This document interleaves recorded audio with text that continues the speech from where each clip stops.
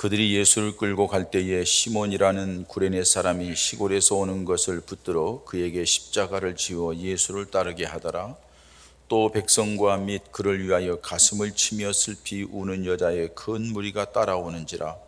예수께서 돌이켜 그들을 향하여 이르시되 예루살렘의 딸들아, 나를 위하여 울지 말고 너희와 너희 자녀를 위하여 울라. 보라, 날이 이르면 사람이 말하기를 잉태하지 못하는 이와 해산하지 못한 배와 먹이지 못한 젖이 복이 있다 하리라. 아멘. 자, 요즘 여러분들에게 있어서 이 고민, 걱정거리가 무엇이죠? 걱정거리 없는 사람은 없을 텐데 대신방을 하면서 보니까 이 위기 속에서도 다 나름대로 평안함을 누리고 있고, 또 목사님 큰 염려가 없습니다 하는 건 말씀을 듣고 제가 참 마음에 감사했어요. 그런데도 여러분들 혹시 마음에 걱정하는 게 무엇입니까? 코로나 때문에 걱정입니까? 백신 맞으면은 이거 잘못될까 봐 걱정입니까? 그것도 걱정될 거예요. 여러분들 또 한 가지 물어볼게요. 최근에 울어본 적 있나요? 눈물이 메말라 가지고 사람들이 마음이 강팍해져서 이제 눈물 흘릴 일도 없어. 눈물 흘리고 싶지도 않아. 그런데 그런 마음이 되어 있나요? 여러분들 무엇 때문에 울어봤나요? 여러분들이 무엇 때문에 그렇게 가슴이 아프고 슬펐나요? 한번 돌아보시기 바랍니다. 사실상 여러분, 우리가 살아가면서 정말로 가슴앓이하고 정말로 눈물을 흘려야 될 것은 다른 어떤 육신적인 것, 세상적인 것, 이게 문제가 아니라 우리가 배 아파서 난 자식들, 이 자식들이 우리들의 가슴을 아프게 하고 이 자식들이 미래를 볼 때에 우리가 눈물 흘리지 않을 수 없는 그런 상황이 지금 전개되고 있는 줄 압니다. 거기에다가 자식들이 부모님 말을 잘 듣지 않죠. 세상은 점점 어두워져 가고 악해 가는데 이 자식들이 어떻게 세상을 살아가나 하는 암담함이 있어요. 그렇게 되는 원인이 이 세상이 변화무쌍해 가지고 그들이 살아가는 것과 우리가 가지고 있는 가치관이라든지 생각하는 것이 많이 달라졌기 때문이도 있지만은 교육 시스템에도 문제가 있다고 봐요. 학생 인권 조례니 뭐니 하면서 우리 학생들의 개인의 인간성, 개인의 자율성, 이런 것들을 굉장히 강조를 해요. 그래서 너는 중요한 사람이야, 너는 네 스스로가 네가 네 자신을 보호하고 그렇게 살아야 돼 하면서 그렇게 얘기를 해요. 그러다 보니까 그것이 이게 부모님들의 영향력도 미치지 않을 정도가 되어버리고 말았어요. 이게 정교조들이 가지고 있는 이 교육단 때문에 지금 이 모양이 돼 있어요. 정말로 안타깝죠. 우리 목사님 중에 원로 목사님 아시는 분이 계신데 손자하고 같이 이렇게 씨름하고 장난하면서요, 헤드록을 딱 했대요. 그러니까 할아버지 놔주세요 이제. 그러니까 너 항복이야 너 치놈아. 그랬더니 할아버지 계속 그러면 경찰서에 고발할 거예요? 아동학대로 고발할 거예요? 손자를 할아버지가 이렇게 목 조리고 안 놔준다고? 여러분, 근데 그 말을 하는데 이 목사님이 깜짝 놀랐다는 거예요. 근데 깜짝 놀라는 게 왜 놀라느냐? 애가 장난이 아니라 진지하게 얘기하더라는 거예요. 그러니 뭐라고 얘기하겠어요? 부모님들이 얘기해도 듣지 않는 자녀들로 교육 환경을 만들어가고 있다는 거죠. 너는 네가 중요해. 부모님보다도 네가 더 중요해. 사실 그렇게 교육할 게 아니라 부모님들을 깨우쳐서 부모님들이 자녀들을 품고 자녀들에게 관심을 가지고 자녀들을 이끌어가는 그런 모습이 되어야 되는데 이게 뭔가 지금 잘못되어 가고 있다는 모습을 봅니다. 그러니까 힘들고 어려우면은 때로는 우리 어렸을 때는 엄마 품에 안겨서 나 이거 힘들어 어려워, 아버지한테 가서 아버지 나 이거 어떻게 했으면 될지 모르겠어 이렇게 하는데 요새 애들은 그거 묻지 않죠. 혼자 안 하다 보면 그냥 끝장내는 거죠. 이런 참 험악한 시대를 우리가 살아가고 있습니다. 옛날에는 자식이 보배라고 그랬어요.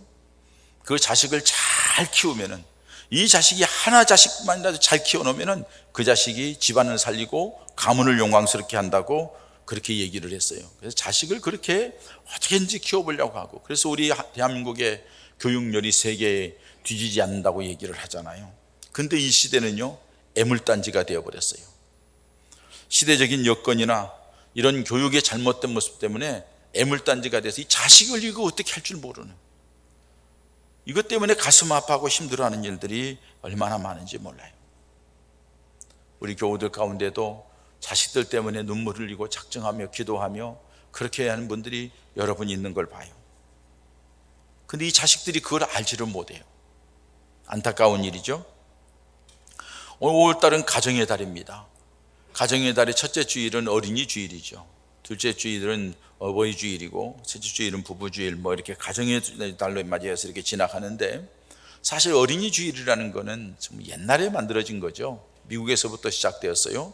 1856년에 레오날드 목사님이 어린이를 통하여서 잘 그리스도인으로 훈련시켜서 하나님의 영광으로 하여 멋진 그리스도인들을 만들어 보겠다 해서 어느 날을 정해놓고 애들이 올 때에 꽃을 하나씩 나눠주고, 그리고 그 아이들에게 안수기도 하고 축복기도 하고, 그런 것들이 이제 기준이 되어가지고 지금까지 내려오고 있는데, 우리나라에서는 3.1운동의 어린이들에게 민족정신을 고쳐야 되겠다, 이 나라가 어려움을 당하니까 얘들을 잘 키워야지 나라가 미래가 있겠다 해가지고 방정환 선생을 중심으로 일본 유학생들이 만들어 놓은 게 색동회라는 걸 만들었어요. 그리고 1922년 5월 1일을 어린이날로 지키다가 1946년 정부에서 5월 5일을 어린이날로 제정을 해가지고 지금까지 지켜오고 있습니다.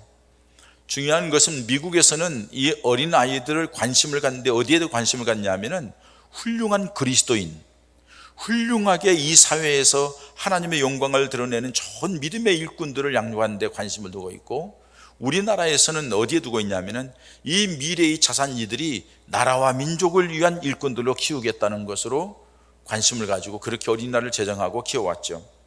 오늘날 우리 교회, 한국 교회나 우리 교회에서는 특히 정말 우리 자녀들을 하나님의 영광을 위한 좋은 믿음의 여건으로 키울 뿐만 아니라 또 이 나라와 이 민족을 살리는 믿음의 여건으로 양육하는 것이 우리가 가져야 될 자세인 줄 믿습니다. 근데 참 이게 쉽지 않다는 거예요. 어렵다는 거예요. 얼마나 우리들이 생각대로 우리들이 마음대로 아이들이 잘 응해주지도 않고 따라주지도 않아요. 대한민국에서 제일 무서운 애들이 중2라잖아요. 문 걸어 잠그면 이러지도 못하고 저러지도 못하는 그놈의 사춘기가 무슨 뭐 굉장한 것처럼, 목사님 애가 사춘기가 왔어요. 사춘기가 왔어요. 사춘기가 왔어요. 무슨 사춘기가 뭐 굉장한 건 줄 알아요. 근데 사실 그 사춘기는 나름대로 정체성이 흔들리고 영성이 흔들리고 그때 믿음으로 잘 잡아주면은 이겨나갈 수 있는데 지레 겁을 먹는 안타까운 모습을 보게 됩니다. 우리가 우리 자식들에 대하여서 어떤 자세로 어떻게 이 자식들을 이끌어 갈까요? 우리 힘으로 우리 능으로 되지 않아요. 이 시대가 그렇게 놔두지를 않아요. 그러면 이 아이들을 어떻게 키워야 될까요? 오늘 본문에 보면 예수님께서 마지막으로 이 세상에 오셔서 우리 죄를 용서하시기 위하여서 십자가를 짊어지고 골고다를 향하여 올라갑니다. 골고다를 향하여 올라가는 가운데 힘들어서 쓰러지고, 그때에 옆에 구경하러 왔던 구레네 사람 시몬을 붙들어다가 네가 대신 이 십자가를 져라 하고서 지워서 올라가는데, 예수님이 그저 힘들어서 터벅터벅 올라가는 가운데 많은 사람들이 예수님을 바라보며 가슴 아파하는 거예요. 우는 거예요. 그 중에 특히 여자분들이, 많은 여자분들, 큰 무리들이 예수님을 바라보면서 막 울고 있는 거예요. 예수님이 뒤를 돌아보면서 그들에게 말을 합니다. 오늘 성경에 있는 말씀대로 딸들아, 나를 위하여 울지 말고 너희 자녀들을 위하여 울라. 날이 이르면 사람이 말하기를 잉태하지 못한 이와 해산하지 못한 배와 젖먹이지 못한 젖이 복이 있다. 다시 말해서 이 환난 때가 되고 어려운 때가 되면은 이 자식이 없는 사람이 복되다. 이 자식들이 얼마나 믿음 안에서 잘 지내지 않으면 큰 위기가 있을 텐데, 그러니 너희들 자식을 위하여 기도하라, 자식을 위하여 울라 하고서 예수님이 말씀해 주고 있는 거예요. 여러분, 예수님이 이 당시에 말씀했지만 지금 이 시대가 그런 시대가 아닌가. 우리 힘으로 우리의 방법으로 우리가 어떻게 할 수 없는 시대가 되어버리고 말았어요. 아이들을 가만히 놔두지 않는 시대에 우리 자녀들이 지금 방치되어 있다는 거예요.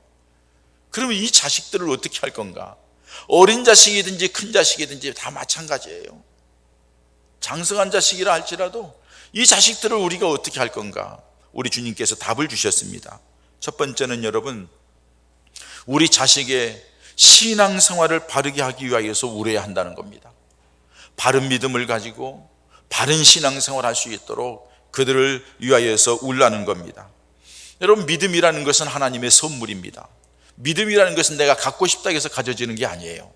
하나님께서 성령을 통하여 우리에게 믿을 수 있는 마음을 주시고 복음이 전파될 때에 전도하는 그 음성을 듣고 마음속에 믿게 되고, 그래서 그 믿음을 가지고 살아가는 가운데 점점 그 믿음을 크게 해주고 확실하게 해주는 것이 하나님의 은혜요, 하나님의 선물인 줄 믿습니다. 그렇기 때문에 우리가 우리 자식들 믿음 안에 사용하려고 해도 안 되잖아요. 그러면 여러분 안 된다고 지금 방임하고 있다고요. 포기하고 있다고요.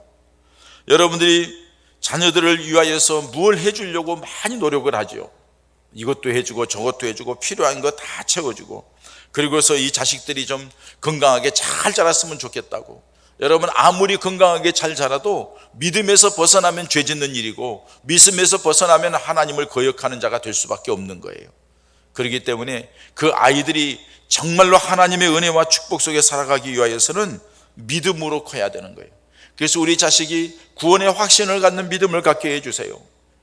하나님 정말로 예수님이 가장 좋은, 예수님 안에서 살겠다고 다짐하고 결단하는, 천국을 소망하며 살아가는 그런 믿음을 갖게 해주세요. 눈물 흘려 기도해야 될 줄 믿습니다. 자녀들이 믿음을 갖는다는 것도 어렵지만은 믿음을 지킨다는 것도 어려워요. 우리 교회의 믿음의 자녀들 신방할 때마다 얘기를 합니다. 보면은 참 안타까워요. 자녀들이 육신적인 면, 그것을 위해서는 여러 가지로 신경을 쓰면서도 정말로 우리 자식의 이 영적인 면, 예수 안에서 구원의 감격과 기쁨을 누리는 이건, 세상에 어떤 것이 온다 할지라도 나는 믿음 안에 살겠다고 다짐하는 이 믿음을 갖게 하는 것이 가장 중요하다는 겁니다. 여러분 이 믿음이 없으면은 마지막에 하나님 앞에 설 때에 나는 천국 가는데 내 자식은 지옥 간다고 하면은 그 말이 되겠어요? 말이 안 되는 거죠. 오늘날은 부모님들에게 이 얘기를 해도 별로 감흥이 없는 것 같아요. 왜? 부모가 부모답지를 못해. 아이들을 유기하기는 하지 않나, 아이들을 때려서 죽이기는 하지 않나. 심지어는 여러분 그런 것들이 방조되어 있죠. 태중에 있는 아이, 태어났는데 그 아이를 유기하든지 죽이면 살인죄예요.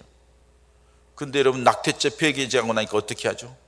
뱃속에는 아이 지우려고 약을 먹어서 지워요. 그러면 뱃속에 있는 아이가 죽어요. 죽은 애가 사산되는 것은 죄가 아니라는 거예요. 이렇게 잔인한 시대가 되어버리고 말았어요. 얼마나 악하게 이 세상의 법이, 이 악한 사람 중심이라는 게 얼마나 악하게 이렇게 만들어 놓는지 몰라요. 사람은 죄악된 사람이에요. 죄악된 사람이 거듭나고 변화되는 길은 예수 그리스도밖에 없어요. 주님 안에서 새로운 피조물이 되는 거예요. 주님 안에서 건강한 하나님의 사람들로 양육되게 된다는 사실이에요. 그렇기 때문에 사랑하는 여러분, 자녀들로 인하여서 마음고생하고 힘든 분들 많을 거예요. 여러분 그 자식의 미래에 뭐 어떻게 되고 저렇게 되고 그걸 구하기 전에 먼저 여러분들이 더 간절히 구해야 될 것은 우리 아이가 믿음을 갖게 해주세요. 구원받는 믿음을 갖게 해주세요.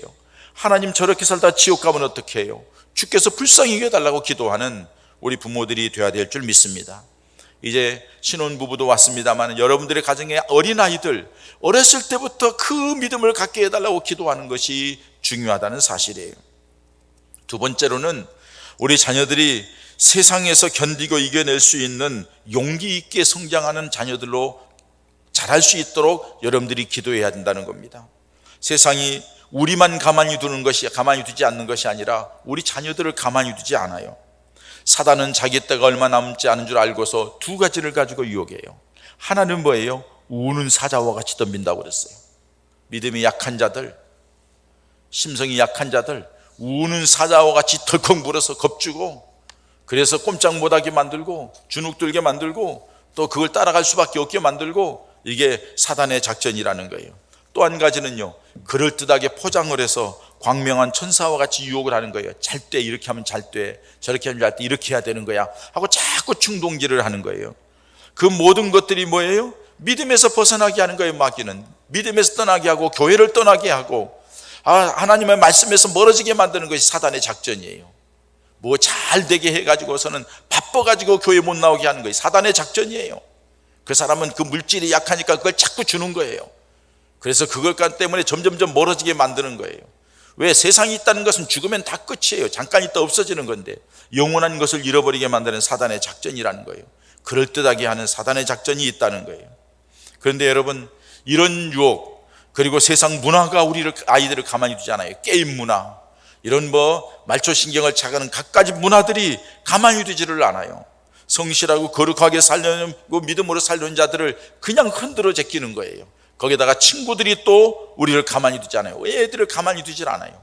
어느 친구는 뭘 가지고 있는데 엄마 나도 그거 해줘야지, 막 그것 때문에 그것도 사줄 수밖에 없어요. 사주면 왜? 그렇게 하면 왕따 당하는 것 같으니까. 애가 그냥 주눅들 것 같으니까. 애들을 생각하면서 그렇게 다 해줬는데 결국은 뭐예요? 그 아이들이 여러분들이 원하는 것만큼, 여러분들이 기대하는 것만큼 그렇게 될까요? 천만의 말씀이에요. 그렇지 않다는 거예요.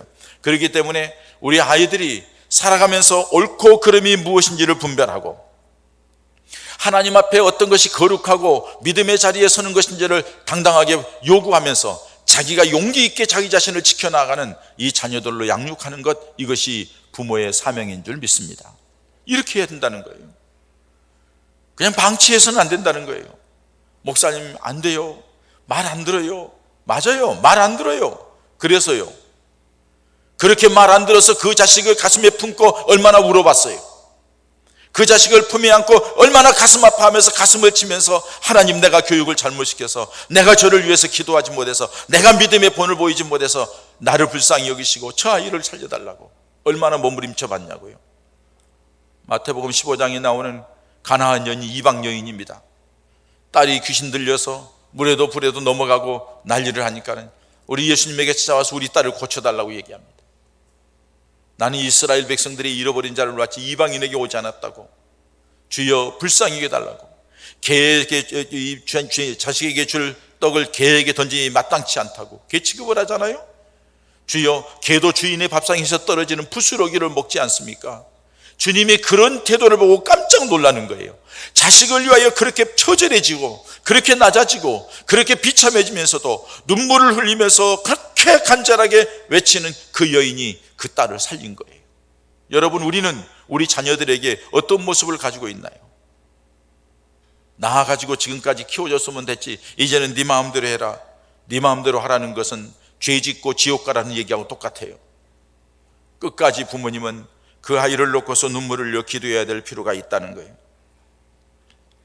당당하게 세상에서 자기 자신의 가치관, 신앙적인 가치관을 가지고 믿음 안에서 자기 자신을 지켜나갈 수 있는 그런 믿음의 사람, 그리고 아닌 것은 아니라고 거절할 수 있는 용기 있는 사람으로 양육하는 것, 이게 부모님의 사명인 줄 믿습니다. 세 번째로, 자녀를 위하여서 울며 기도해야 될 것은 이 자녀의 미래를 위하여서 울며 기도하라는 거예요. 여러분, 우리 부모님도 미래가 불투명합니다. 자녀들은 더더욱 그렇습니다. 과학이 발달되고 우리 시대보다 더 삶이 더 평안하고 풍요롭고 모든 것 안전하다 할지라도 꼭 그렇지만은 않습니다.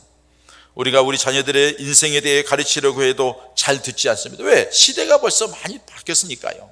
뭘 얘기하면 콧방귀 낍니다. 엄마는 지금이 어느 때인데 그런 얘기 하냐고, 아빠는 지금 어느 때인데 그런 얘기 하느냐고. 그건 옛날 얘기예요. 지금은 달라요.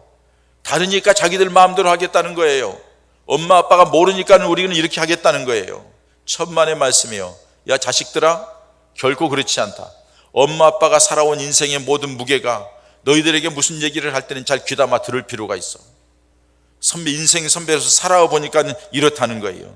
미래는 변화무쌍하다 할지라도 그 변화무쌍한 미래 속에서도 모든 것이 하나님의 손에 있는 줄 믿습니다. 사람이 계획을 세워도 이루신 이는 하나님이라고 그랬어요. 하나님 앞에 자기가 어떤 계획을 가지고 꿈을 가지고 있다 할지라도 그걸 이루신 분은 하나님이라는 사실이에요. 대신방을 하다 보면은 자녀들에 대해서 물어봅니다.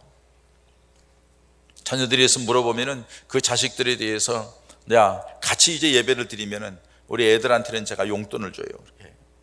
예배 같이 참석해서 귀하다. 근데 그 용돈이라는 게 별 의미가 없어요. 한 가지 목적 가지고 하는 거예요. 여러분, 군대 갈 때에도 제가 걔들한테 가서 밥 사 먹으라고 용돈 줘요. 휴가 올 때마다 용돈 줬어요. 근데 요새는 안 줘요. 왜 안 주는 줄 아세요? 봉급을 너무 많이 받아. 그러니 내가 주는 돈 줘봐야 이거는 껌값이야. 그냥 에이 목사님 뭐 이거 별로 값어치 없게 생각하는 것 같은데 안 줘요. 그러나 내가 왜 군인들한테 그걸 휴가 오면 줬느냐? 그래도 교회 오니까 목사님이 관심을 가지고 있구나, 믿음의 자리를 생각하게 하기 위해서 주는 거예요. 아이들하고 같이 예배 드리면 그 아이들에게, 애들한테 용돈을 줘요. 몇천 원씩 줘요. 대학생들한테 10,000원짜리 주기도 해요. 근데 그걸 주는 것은 뭐냐? 우리 목사님이 예배 드릴 때, 그때 옛날에 목사님이 신방 와서 예배 드리면은 우리에게 용돈 이렇게 줘서 추억을 갖게 하기 위한 거지, 그게 무슨 힘이 되겠어요? 그러면서 믿음의 자리 떠나지 않게 하려고 하는 방법이에요. 그때 그 애들한테 물어봐요. 야, 내 장래 소망이 뭐냐? 뭘 하고 싶으냐? 미래에 대한 자기 꿈과 비전에 대해서 정확하게 얘기하는 애들이 별로 없어요. 꿈과 비전이 있지만 자신이 없어서 어떻게 될 줄 모르고 전전긍긍하는 애들이 거의 대부분이에요. 너무너무 안타까운 거예요. 여러분, 자기 자신이 뭘 어떻게 해야 될지도 모르고 살아가는 이 아이들을 보면서 무슨 생각을 하느냐? 다 뭐 때문에 그래요? 돈 벌고 명예 얻고 인생을 그렇게 그럴듯하게 살아가는데 거기에 초점을 두는 거예요. 그러면은 그게 안 되면요, 대충 살지 뭐, 알바하면서 그냥 하루 먹고 살면 되지 뭐 하다 보니까는 결혼 생각 못 하는 거예요. 그냥 지나가는 거예요. 이게 얼마나 안타까운지 몰라요. 왜 그러느냐? 단순히 육신적인 자기의 욕망만을 생각하니까 그렇다는 거예요. 우리 자녀들에게 어렸을 때부터 너는 하나님이 우리 집안에 주신 가문의 영광이야, 너는 하나님이 너를 통하여 무엇인가 하실 거야, 하나님을 향하여 비전을 가지고 하나님을 향하여 나아가라, 하나님의 영광을 위해 내가 무엇을 할 것인가를 생각하며 나아가라, 그리고 너를 통하여 주변의 많은 사람들에게 유익을 줄 수 있는 사람으로 생각하면서 그걸 꿈을 이루기 위해 살아가라. 자꾸 이런 비전을 줘야지, 내가 안 하면은 내가 이거 하나님의 영광을 위해서 이걸 해야 된다, 믿음으로 생각하면서 자꾸 자기를 개발해 나가는데 자기 개인적인 욕망만을 생각하기 때문에 자신 없으면 끝, 안 하고 말면 그만이야, 내가 안 하면 되지 뭐, 거기서 끝나는 거예요. 그러니까 얼마나 나약한 존재가 되는지 모른다는 거예요. 그렇기 때문에 사랑하는 여러분, 여러분들의 자식이 꿈과 비전을 가지고 최선을 다해 살아갈 수 있는 자녀가 되기 위하여서 기도하시기 바랍니다. 부모님들이 어떻게 할 수 없기에 하나님 앞에 무릎 꿇고 기도하는 거예요. 그게 우리에게 주어진 사명인 줄 믿습니다. 여러분, 우리 부모가 자식들을 위하여 울며 이렇게 기도하는 이유는 뭐예요? 그 자식들이 그렇게 믿음 안에서 크기 위해서 기도하는 이유는 뭐예요? 우리 교회는 뭐 전에부터 이제 그런 분들이 몇 분이 있어요. 최근에도 그런 분들이 있어요. 이사 오든지 아니면은 이제 예수 믿기로 하고 우리 교회 나오기 전에 자식들의 교육 상황을 보더라고요. 아동부에 가서 예배를 어떻게 드리느냐, 청소년부 중고등학생들이 예배를 드리느냐, 청년부들이 어떻게 믿음 생활을 하면서 지내느냐 궁금해하는 거예요, 어머니 아버지가. 그래서 물어봐요. 어떻게 보면은 어떤 분은 아주 귀찮을 정도로 물어봐요. 여러분, 저는 그게 극히 정상이라고 생각하는 거예요. 맞는 거예요. 가서 정말로 아이가 이 믿음 생활 제대로 하느냐 이거예요. 우리 통합 측 교단에 60%가 지금 교회 학교가 없습니다. 시골에는 말할 것도 없고 모든 것을 다 해보니까는 60%가 아동부 예배를 못 드려요. 유치부 예배 말할 것도 없고 아동부 예배, 청소년 중고등학생 예배, 청년부 예배도 별로 못 드리는 거예요. 왜? 자식을 낳지 않아서 애가 없고 애들이 교회 나오는 걸 부모님들이 방치하기 때문에 안 되는 거예요. 그런 상황 속에서 교회 학교가 있느냐, 주일 학교가 있느냐, 중고등학생 예배 드리느냐, 청년들이 제대로 신앙생활 할 수 있는 조건이 되느냐 따져보고 하나님 앞에 나온다는 거, 이거는 매우 중요하다고 생각해요. 그만큼 부모님이 자식의 영적인 상태에 관심을 가지고 있다는 거죠. 여러분들 걱정하지 마십시오. 저는 우리 교사들만큼 신실하게 사역하는 교사들이 없다고 봅니다.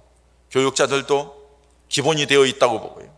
부장 장로님이나 집사님들, 그리고 각 요소에서 교사들이 얼마나 수고하고 얼마나 기도하고 얼마나 안타깝게 어떻게든지 아이를 믿음으로 키우려고 하는, 부모님이 하는 것 이상 더 놀라웠게 일하는 모습을 보면 내가 얼마나 감사한지 몰라요. 그래서 내가 다음 주나 그 다음 주에 교사들 위로해야 한다고 그랬어요. 다 모여라, 새해 들어서 이 코로나 위기 속에서도 힘있게 한번 일을 하자 해서 위로회를 가지려고 그래요. 여러분, 이렇게 교회에서는 이렇게 하려고 애를 쓰는데 부모님들이 자식을 위하여 이렇게 기도해야 될 이유가 뭐예요? 첫째는, 가장 중요한 것은 구원받아야 되니까. 믿음이 흔들리지 않은 믿음으로 확실하게 서서 주님 중심으로, 말씀 중심으로, 교회 중심으로 구원받는 자가 돼야 되니까. 그리고 이 아이를 통하여서 이 교회의 미래가 있기 때문에 그래요. 교회가 약해지고 교회가 병들면은 이 나라의 미래가 없는 거예요. 우리나라가 이만큼 산 거는 항상 여러분들 말씀드리잖아요. 한국 교회 때문이라고. 교회가 눈물을 흘려 기도하고 나라를 위하여서 그렇게 했기 때문에 이 나라 자원도 부족하고 모든 작은 땅덩어리 인구도 작고 뭐 우리가 살아가면서 사람들의 모습, 인간성을 알잖아요.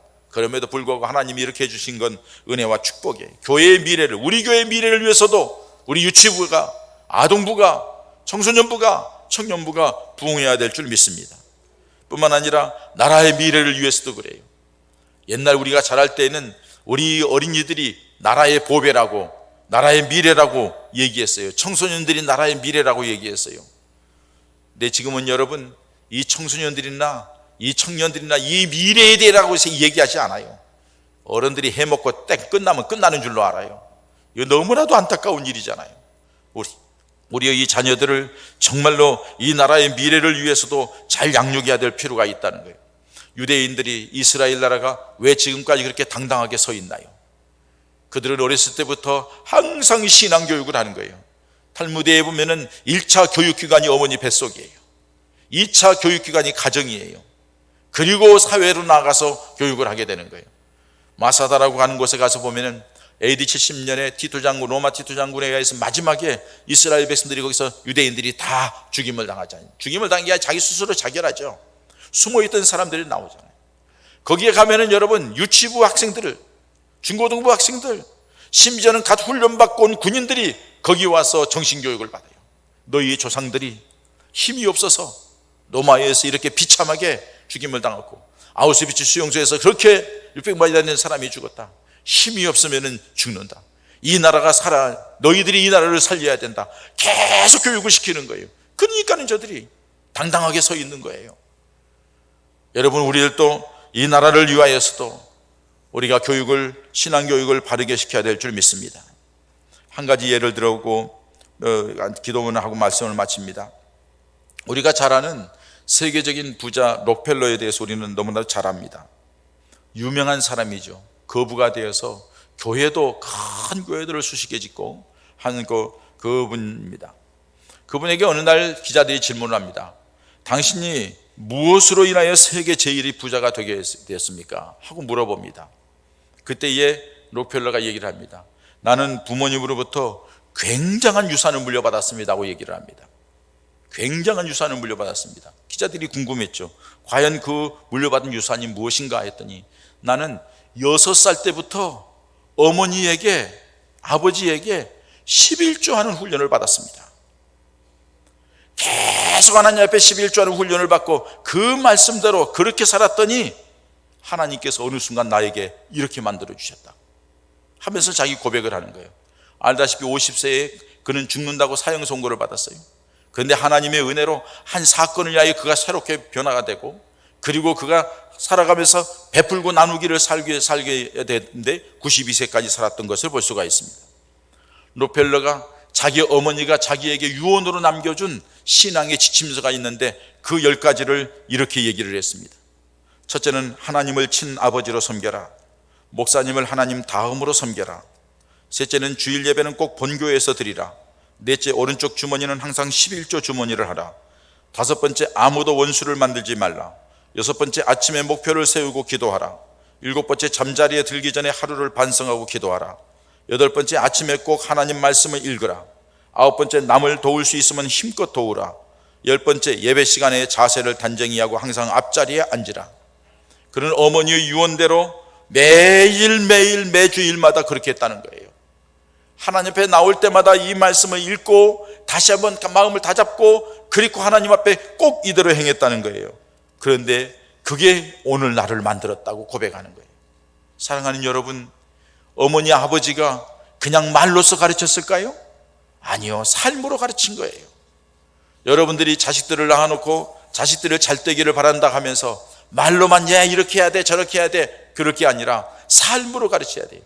내게 있어서 가장 중요한 것은 예수 그리스도시요, 내게 있어서 가장 값진 것은 믿음이요, 내게 있어서 양보하고 포기할 수 없는 것은 신앙생활이다. 주일 송수하고 하나님의 말씀대로 살아 11조 생활하고 주일 송수하는 것, 이거는 날은 시간에 대해서 하나님의 것을 고백하는 것이 주일이요, 물질에 대해서 하나님의 것을 고백하는 것이 11조예요. 하나님의 살아계심 앞에서 나는 이건 양보할 수 없다고 살아가는 그 모습, 문제가 생기면 눈물을 흘려 기도하고 하나님 앞에 예배하고 말씀 읽는 것이 그들에게 보여지고, 그런 것들이 자녀들에게 뇌리에 박히고, 그런 것들이 신앙생활의 밑거름이 되어서 평생을 살아가게 되는 줄 믿습니다. 그 역할을 감당하는 것이 부모의 사명이에요. 낳았다고 육신의 것 필요에 채워져서 키워졌다고 그게 다가 아니라는 거예요. 이 아이가 그 조금 지나면 자기 멋대로 가는데, 자기 멋대로 가는 것이 아니라 이 아이가 자라서 그 모든 가치관, 자기가 삶의 방향, 삶의 목적, 이런 것들을 얘기할 때는 믿음 안에서, 말씀 안에서, 예수님 안에서 결정할 수 있는 그런 역할을 하게끔 해주는 것, 이것이 부모의 역할인 줄 믿습니다. 그렇게 될 때에 이 아이가 하나님의 은혜로 잘 되어서 여러분들이 평생에 감사 제목이 되고 기쁨의 열매가 될 줄 믿습니다. 그런 의미에서 여러분, 마지막으로 메가더의 자녀를 위한 기도문을 읽어드리겠습니다. 한번 여러분 잘 보시기 바랍니다. 주여, 저의 자식이 이런 사람이 되게 하소서.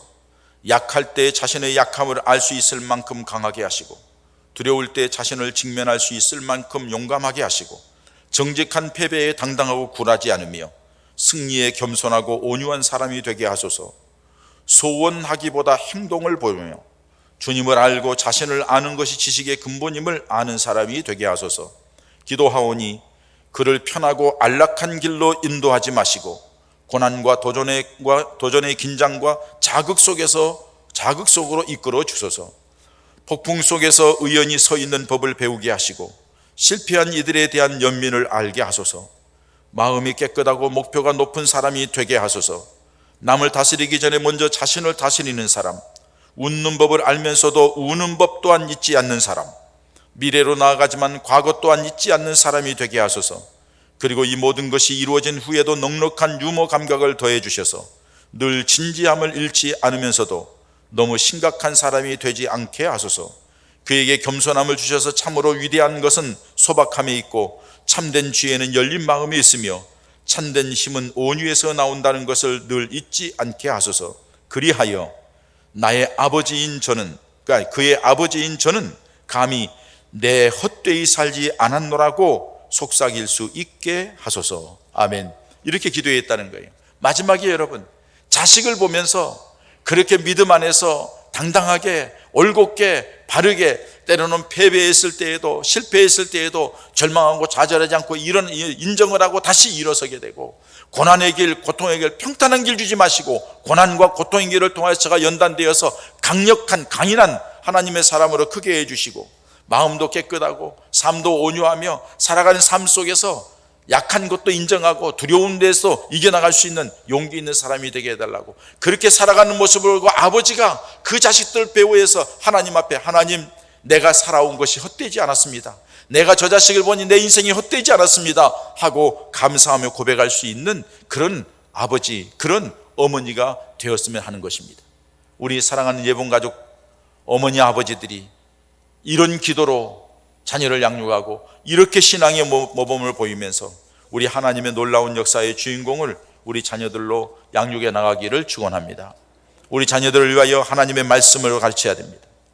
하나님 안에서 교제하는 교회 생활을, 기도 생활을 해야 해. 교회 생활을 통해서 이 자리에 뿌리를 내리고 믿음 안에서 굳게 살 수 있도록 해야 됩니다. 그때 그 아이가 하나님의 영광을 위한 축복의 사람으로 양육될 줄 믿습니다. 세계의 문호 버나드 쇼는 인간의 최악의 죄는 무관심이라겠어요. 자식들에 대해서 무관심하고 자기 삶만 급급해하고 내 삶을 추구하다 보니까는 너는 그냥 어떻게 되든지 맡겨놓고 때가 되면 찾아오고 물건 찾아오듯이 그렇게 해가지고서는 그 자식이 평생의 가슴앓이가 된다는 사실을 기억하시고, 메가더처럼 자녀를 위하여서 눈물을 흘려 기도하는 가운데 우리 자녀들을 볼 때에 여러분들이 남은 인생, 노래 인생길을 걸어가면서 감사하다고, 하나님께 감사하고 자식을 볼 때 위로가 되고 기쁨이 되고, 내가 부모로서, 아버지로서, 엄마로서 헛되게 살아오지 않았다고 감사할 수 있는 우리 모두가 되기를 주님의 이름으로 축원합니다. 이 시간에 하나님 앞에 우리 함께 기도하십시다. 하나님, 우리 자녀들을 우리가 키운다 하면서도 육신적인 것만 생각했지 영적인 것 생각하지 못한 걸 용서해 주시고, 오늘 주신 말씀대로 우리 자녀들이 믿음 안에 굳게 서고 세상을 향하여 이기는 용기 있는 사람이 되게 하시고, 미래에 대하여 거룩한 하나님의 영광을 위한 비전의 사람이 되게 하시어서 이 하나님의 교회에서 예쁘게 잘 자라서 하나님의 복을 받는 자들 되게 해달라고, 내가 이 일을 위하여서 기도하오니 주여 응답해달라고 우리 함께 기도하십시다. 하나님 아버지 감사합니다.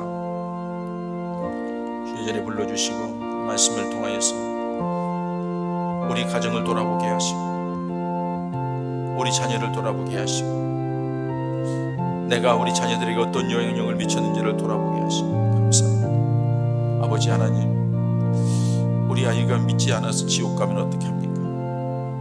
주시고 이끌어 주시면서 아버지 하나님 감사합니다. 오늘도 어린이 주일을 맞이하여서 우리 자녀들에 대하여 함께 은혜를 나누게 하시니 감사합니다. 주님이 얼마나 안타까웠으면은 주님이 고난당한 그 슬퍼하며 우는 여인들을 향하여서 나를 위하여 울지 말고 너희 자녀를 위하여 울라고, 어려운 때에 너희 자녀들이 믿음으로 승리할 수 있도록, 하나님의 은혜와 능력으로 승리할 수 있도록 자녀들을 믿음으로 양육하고 믿음으로 키우라고, 기도로 키우라고, 그렇게 말씀하신 말씀이 오늘 우리에게 주신 말씀입니다. 우리가 우리 자녀들을 위하여 얼마나 기도했나요? 우리 자녀들을 위하여 얼마나 눈물 흘렸나요? 육신적인 필요를 채워주고 돈 몇 푼 쥐어주고 그들에게 요구한 대로 주면 그것으로 부모 역할 다 했다고 생각하는데 결국은 그것이 자식을 망하게 하는 길인 줄 왜 몰랐을까? 이렇게 살다가 마지막에 믿음 떠나서 지옥 가면은 부모님은 천국 간다고 이 자리에 앉아 있는데 그 자식들은 어떻게 될까? 안타까운 마음으로 앞으로 자녀들의 영혼에 대해 관심을 가지고 그 자녀들의 미래 용기 있는 삶을 살 수 있도록 기도하면서 자녀들과 교제하는 가운데 우리 하나님 은혜 속에 우리 예본 가족의 자녀들이 믿음 안에서 든든하게 세워져 갈 수 있도록 은혜 베풀어 주시옵소서. 예수님의 이름으로 기도하옵나이다. 아멘.